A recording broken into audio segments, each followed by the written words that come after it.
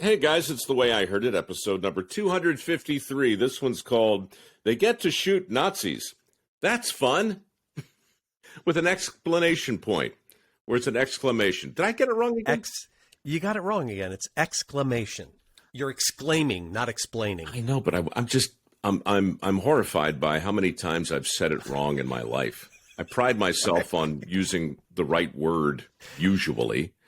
Usually you're real good at this kind of stuff. Yeah. But for explanation, yeah. They An get to shoot explanation point. Nazis. That's fun. Explanation point.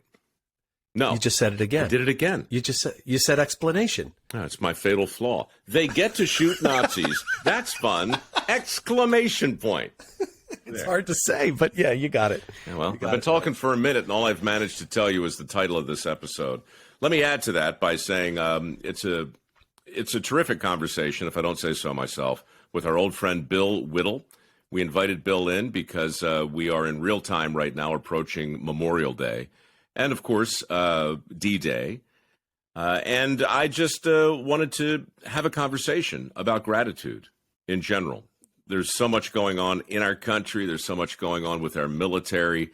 And a couple of years ago, right around this same time, I wrote a very short story that I would like to share with you first. Some of you may have heard it. If you have, feel free to skip ahead 6 minutes. But if you haven't, I think you'll enjoy it, and I think it will inform the conversation you're about to hear with the one and only Bill Whittle. They get to shoot Nazis. That's fun. Exclamation point. Nice. Here we go. My dad died in 2002, and he was interred at Arlington.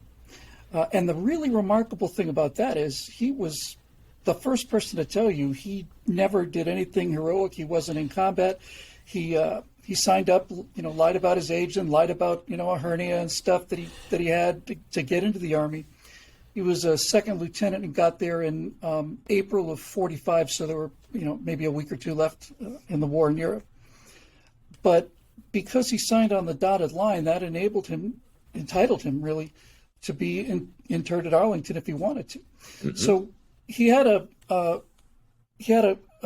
private service a lot of people went to, but this was a couple months later, and so there were not a whole lot of people there, and I had a little time to kill. So I went out walking. It was an October morning. And the thing that struck me the most, Mike, was that all of these tombstones are exactly the same. And if you walk down the rows, it's almost like they're like cohorts. You'll see a sergeant, and he'll be right next to a major general. And then there'll be a captain, then there'll be a major, then there'll be a private. And none of them have any more ornamentation than the others. And some of them, I took the time to look at the dates. Some of these, like there was a sergeant or something who had been in the Army he died when he was 18 or 19. He might have been in the Army for, 6 months? Some other guy, World War I, World War II, Korea, Vietnam, Gulf War. And they're right there side by side. And I was so struck by that. But the real impact didn't happen until later because my dad was cremated. So there's a, box like this.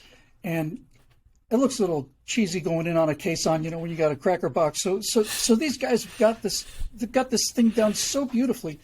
So they had an enormous metal casket with a flag over it and a little compartment for the ashes. And freezing cold early in the morning, and we start walking along, and the thing that struck me the most was how quiet the honor guard was. They're just drumsticks on the rim, right? And I remember thinking to myself, this is so quiet that only the dead can hear it. That's how quiet it was. Turn the corner, was overcast. And as we, I know this sounds like it's made up, but this is actually what happened. As we went past this tree, the sun came out, and right at that exact moment, this Army band, which had been there, just erupted into this triumphant fanfare. It was like Caesar entering Rome. It was a bum, bum, bum, bum, and that just knocked all the crud right off of me. It rewired me on the spot. It really did. So we got to the place, and they did the folded flag, and they said our brother William has come to, rest with heroes and all of this stuff. And when it was over,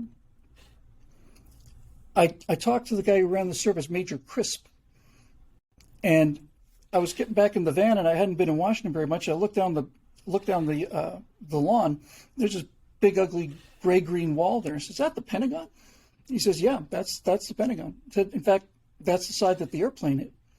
And he said, I said, wow, were you close? He said, I was on that hill right over there. Mm-hmm. He said, we heard this scream. We've been told that something had happened. We heard the scream. We thought it was an incoming bomb or a missile. And then 50 feet above our head, that's 5 stories, right? I mean, that's just, you reach up and touch. Nothing. Just this flash of aluminum hit the building. I remember feeling the heat on my face. I don't remember the sound. And then he said, but then it started raining. It started raining little pieces of aluminum and little pieces of people, he said. Jesus.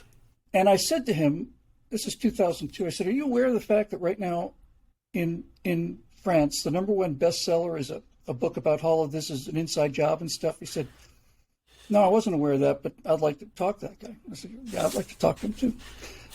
So I wrote about this and sent it to a guy who had a great blog, a USS Clueless guy named Stephen Den Best, brilliant guy.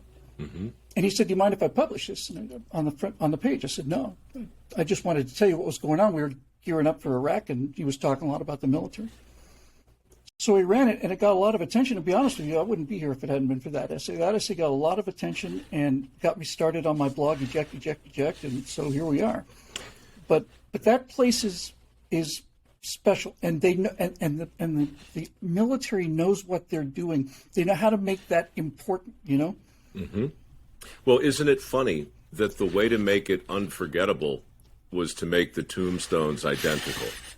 The way to make it stand out